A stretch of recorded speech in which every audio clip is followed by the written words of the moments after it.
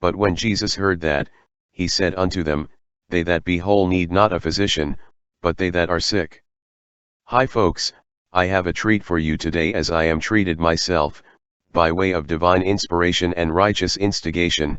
Yea, draw and favor brings me to your door this day, as certain creations are come, creeping from the lurk into the light, assisted by way of verbal and written reel, drawn using 120-pound biblium test, and by decadent totter the same in stature slouched, will shrink even more in that certain directed light, and here is a prime example of such creeps totter and stumble.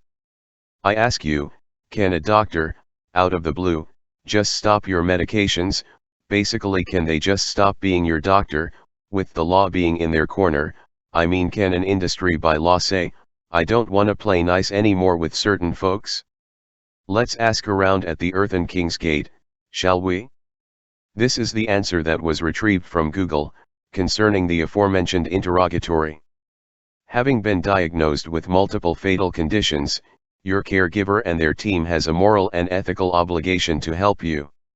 Having said that, your physician can refuse you medication or deny you as a patient. Fancy that, we're back to morals and ethics, folks, and all this time we were told that doctors promised to do us no harm. Do you see now how they are?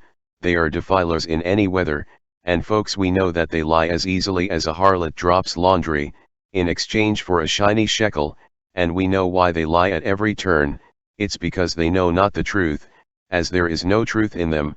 And if I were asked, I'd say that for an entire industry, principality, and institution to just say, I don't wanna play nice some more with certain people, well, I find that to be pretty pathetic, especially being conduct coming from a people professing learned civility, which they say is by them culture and law based. My friends, what we are talking about here is latter-day persecution of those swayed by divinity, and the caste of whitecoats, scrubs and smocks, to include those whom are found assisting them, recording, supporting, concording while consorting with those butchers and sawbones, want no part of us, as they too are a captive creation, in and of themselves. Folks, by our fruit they know us, and by their law they can stay clear of us and do not have to engage us, as they don't care about right and wrong, sound and stable, as all they know is division.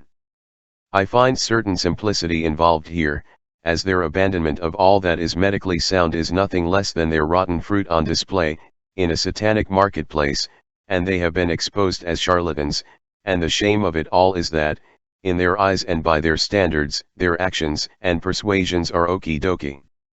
In closing, folks, the blocks of stability stacked in our youth, by our betters, well, to put it bluntly, it's all been reduced to a 24-hour-a-day show put on from the back of a stolen wagon, by bad actors having confiscated all that in the past held value.